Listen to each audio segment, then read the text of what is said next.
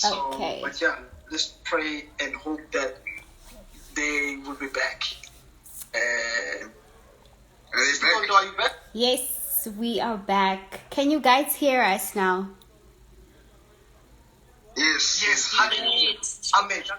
That's Shumaila one time. Yes.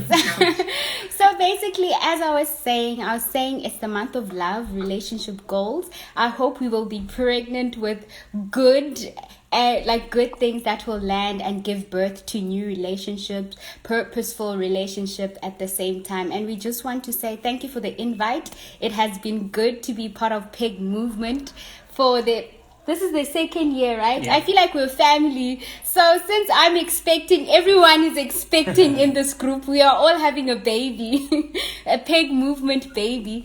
But before we get started, I guess we gave ourselves a topic, which was like be on purpose, which when you define purpose, it means to be intentional, to have a goal, and to have a mission or aim. I will say that again. Defining purpose in a relationship, number one, to be intentional in that relationship. Number two, to have a goal. And the last one, to have a mission or aim to be in that relationship. So basically, when you sum it up, be purposeful in the relationships you have or the relationship that you're in. So always be purposeful in whatever relationship you're in. It could be in friendship, it could be in relationship, it could be in marriage, but be purposeful. Yeah, I think also I think when it comes to a relationship, I think it's also very important for yourself to have an ideal person in mind. In other words, if you have not met anyone, you need to create the kind of a person that you want to be with. Now, this will simply help you to understand what kind of a person are you looking for. In other words, just set standards for yourself, because that will guide you in terms of making decisions. When someone approaches you, is this the right person or is this not the right person? For example, when I started dating Untombi, before I met her, I had to create an ideal person for myself. I need to understand, why did I need to get into a relationship? For example, for me, at least my standard, according to me, one, she must be God-fearing, simply because I was also God-fearing. So then it will be easier for me to be with someone who's sharing the same belief that I'm sharing. That was point one. Point two, she needs to have natural hair. The reason for that, it's because I was broke then, so I was not going to afford a weave. So I was just trying to keep understanding my situation, because we all start broke, And thirdly, she needed to be a person who wants a family, because I was in a situation where if I would date, I would want someone that I will settle down with, and we have a family. Because I'm coming from a background where I didn't have a family. I lost my parents at a very young age. By the time I was 17, I was already staying on my own. So whoever I was going to meet, I wanted to be with a person who had those kind of ideals, that she will want to be with a family. So at least I knew the kind of person that I had in mind. By the time that I met her, then she was already checking. And I think to the next point is also, I guess it's linking to what he was saying, that have someone in mind, the person that you would like to have or desire to have. For me, the next one would be, don't settle for someone you don't want. Don't waste time, because time wasted can never return back. So I know that there are people who drag people along. They're like, this is not my wife, but let's just kill time for the sake of I want to be in Imjolo, So I guess we need to stop the narrative and stop wasting other people's time. If you know that you will not get married to that person, don't date that person. Don't waste their time. So don't settle for someone you don't want for the sake of you wanting to be in a relationship. And I think also, it's also very important that as people, we need to respect ourselves. Don't be scared to have standards. Don't be scared to have bigger standards. This is your life. This is a person you're going to allow in your life. If your standards are too much for them, then it's that way, you know, it's the highway or the other way. Because what happens here, and I think also to, you know, to ladies, you know, I think at some point in some stage you guys need to have this mentality that you must stop believing that you can change people and make them who you think they can. Okay, and make them think that you can make them who you want them to be. You know, I think there's this perspective that a woman can nurture, woman can care, woman can change people. You know, that's a very risky. You get my point. I mean, you're not the Holy Spirit here. You cannot change someone. If someone wants to just play around, they've played around. They will change when they want to change. You get my point? So this thing of always wanting to, I'm going to meet this person, I'm going to change them, I'm going to improve them. You really are pulling. You're really pulling a bigger one on yourself. You know, because people change when they want to change. People become serious about life when they want to become serious about life. You know, if you are a God-fearing person and you are with someone who's doesn't believe in God, you trying to convince that person to believe in God. It's good. It's time. It's time. It's a long process. You know, so it's always choose the person that is ideal to you. That is, you know, living according to the standards that you have, you know. At the same time, I think just on that point, it's also the issue of potential. Yeah. You know, we were always taught to date someone who's got potential, you know. So the person that you are looking at, or the person that might approach you, might not have a car, might not be working, might not be educated, but when you see them, when you listen to them, they do have potential to improve their lives. You know, it's like when someone speaks about themselves, listen to how they speak about themselves, how they like, what do they want to achieve in the next 3 years? What do they want to achieve in the next 5 years? That says a lot about a person. So if you ask a person, what's your 5-year plan? What's your 3-year plan? And they'll be like, I don't know. I'll see what life takes me. Then, you know, that the potential is really dying there, you know. So, I mean, we live in South Africa. People are still struggling to find employment. People are struggling to go to school, you know, because, you know, all of those expenses.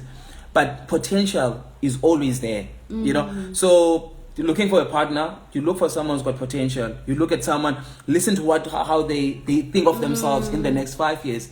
That says a lot about themselves. Yeah, it actually reminds me of in 2017 when I met him, and I don't know, man. Like, I think there's something, Baba, that is more powerful in looking at the character. Because if you do remember, what drew me closer to you was how you thought, you know, like how he thought was so attractive for me. Like, I remember we were in a situation with friends and stuff, but we needed advice. And I kept on saying that I want to hear what this guy will say, you know.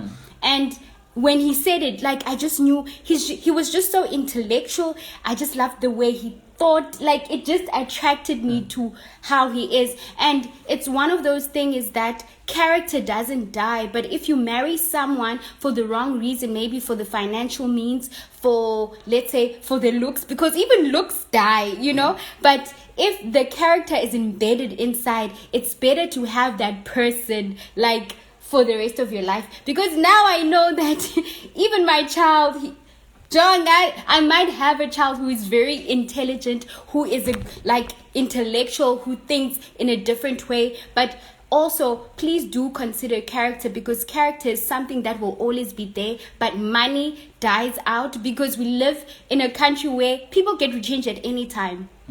Accidents do happen anytime. So you also ask yourself, if this guy could also be in an accident, will I still love him the way he is? If he would burn, would I still love him the way he is? If he would lose his job, would I still love my husband through thick and thin, you know? So you should also ask that if anything change, will the life still be there? So I think what attracted me to my husband is the character, the way he thinks.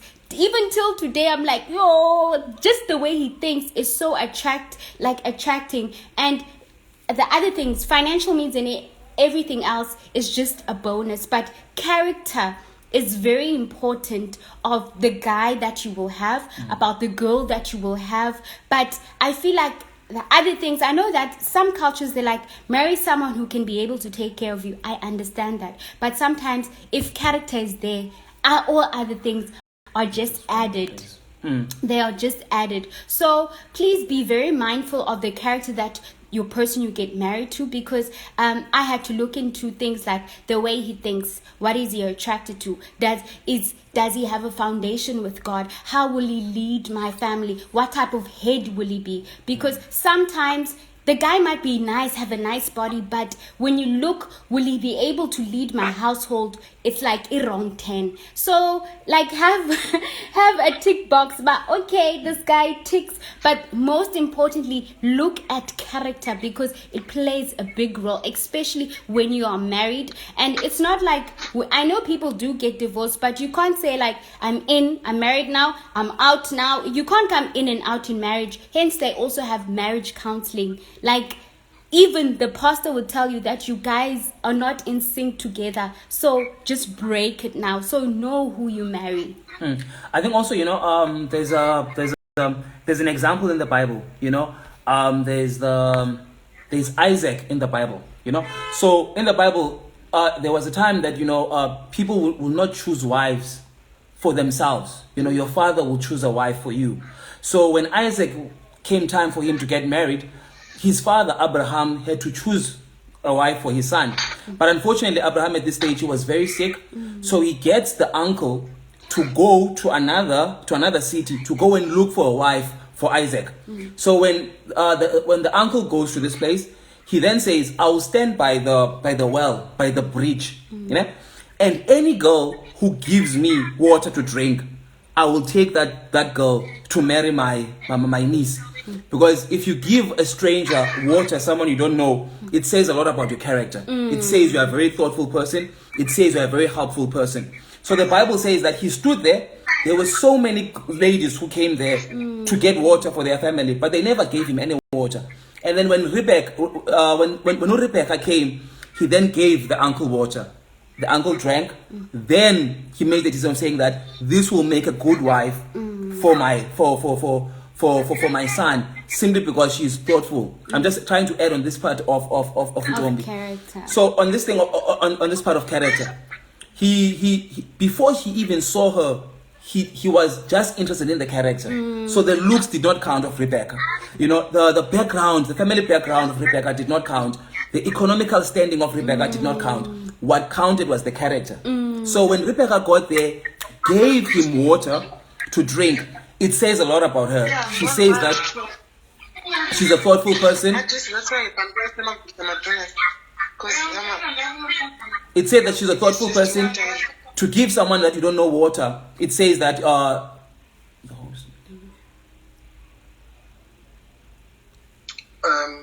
do in the school. Please unmute. I just muted everybody again. Okay.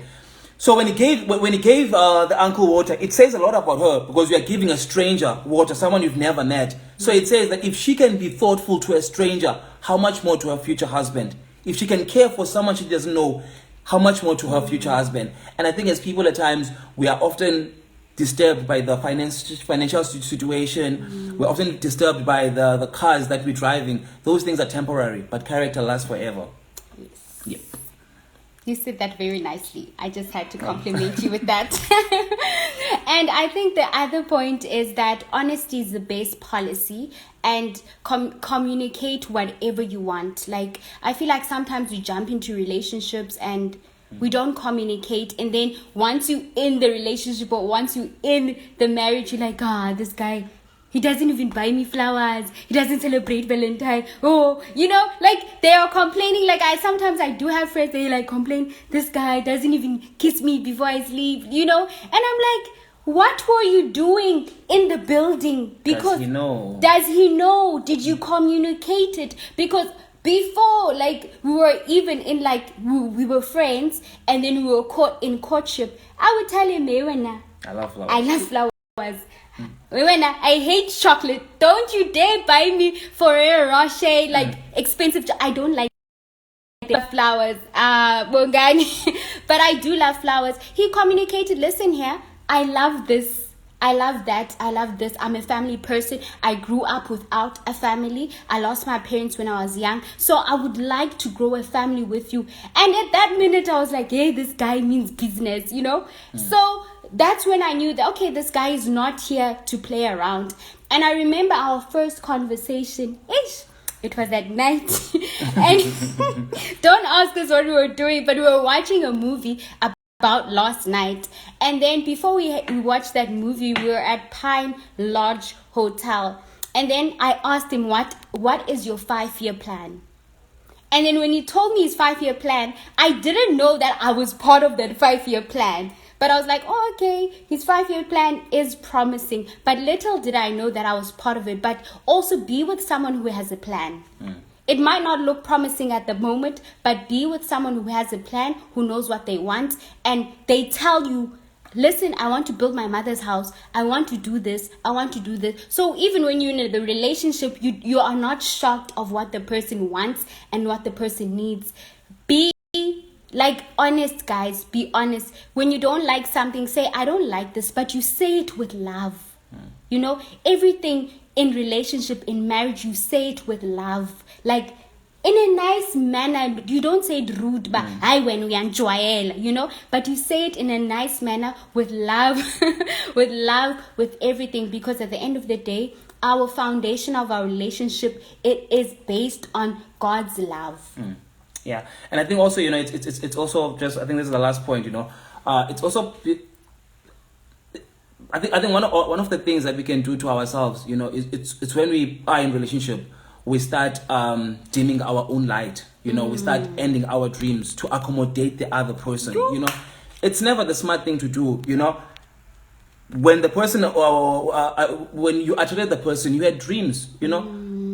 That it doesn't give you the right now to sabotage your dreams, you know. You still need to have dreams. You get my point. You still need to be present. You still need to.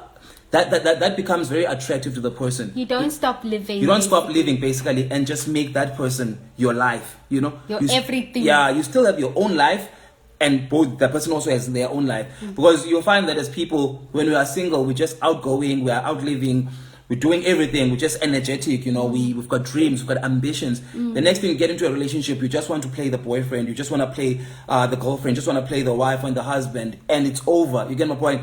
Suddenly now this person has became your life, and your idol. The only thing that you could do, you're saying the wrongest stuff ever. You my air. Where are you? I miss you. Like, I can't breathe without you. You still have your own life. Never sacrifice your dreams in your relationship. It's not gonna end right. Yes, I think also like what you're saying, like you my air, I can't breathe without you. I guess your dreams should go hand in hand. Like if you did communicate about it, like you would know your husband or your partner's dream. So if he's living, going out with friends and everything, it's not a big deal, because like you are like this, you know, you become one. You don't become like individuals or whatsoever, but don't change because of you want to accommodate someone's, like your person's like dreams, or vice versa. Keep on living. And I know there's also this narrative that when people get married, it's like they die. We need to stop that. As young people, we need to stop that. You need to continue living. Even when you're married, continue striving, continue dreaming, continue having those vision boards, continue striving for excellence wherever you are, married or not. So guys, we are done. If you guys have any questions, we're open for questions. We are not very long. We get to the point, but we are open for any questions. Or clarities. Or clarities.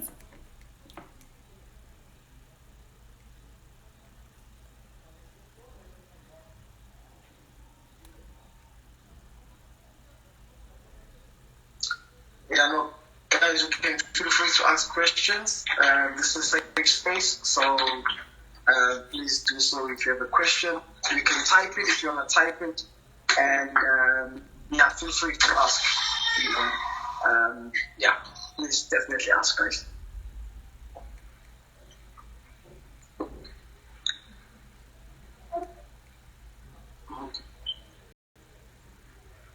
Okay, let me ask this one. I know. A lot of times we preach it and we share it a lot, but the importance of sex, you know, I really want us to really drive that one nicely, because you know when you are dating, By the way, if it cuts, please let's join again. Some will not join because I'm talking about sex, but please come back. So I'm talking about when you're like young, you know, there's that burning thing inside of you. You know, you really wanna, you know, be with this person. You know, it's courtship. You know, you go out, maybe go to movies. How do you set those boundaries? You know, because hey, yambona man, umile, you know, and you wanna, yes, what I know. Hey, ufuna ukumuswa, you know, how do you set those boundaries and stuff like that as a young person? I'm not saying it can work for all of us, but what did work for you guys? Maybe I can take 1 or 2 points and implement it in my own life. Yeah, I think for me, it also goes back to this thing of Okay, so we have to join in again. Yes, we have to join in again. Hi guys, yes, if you also do have questions, you can ask questions. We with Pegmovement at the moment, it's relationship goals. Oh yes, you can also share your comments, guys. You can also share your comments. Okay. Just trying to join in. So now we're trying to join in again, but if you do have any questions or comments, please do share with us. Share with us. We will be glad and be pleased. But we're speaking all things about relationships. Relationships, it doesn't have to be marriage, but just in relationship and finding the proper person and how to build that foundation as well. So we're quickly joining in again, and then we're quickly going to answer that question, that what do you do if you are sexually attracted to that person and you're in a relationship and that person like upakile, and like how do you navigate that so you do not end up having the tough, basically. Okay. Our camera is on. Okay, there we go. So that is the question, and we are about to answer.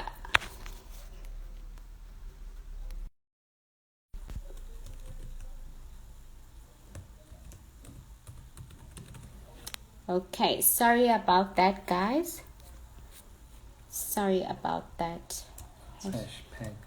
Peg 202. Okay, the first one. Okay, let me start saying compliments to the Toto. Peg 2020.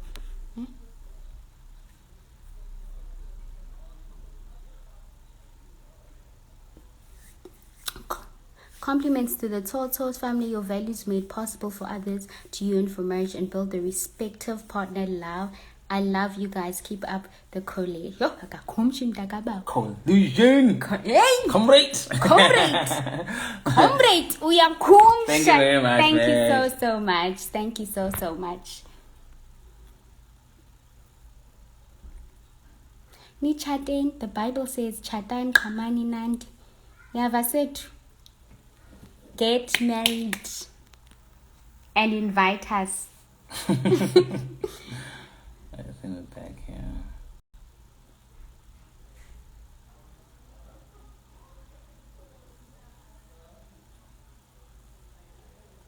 Hi guys, can you hear us? All right, perfect. I hope everybody is still excited. Talking about, I heard there was a series called Relationship.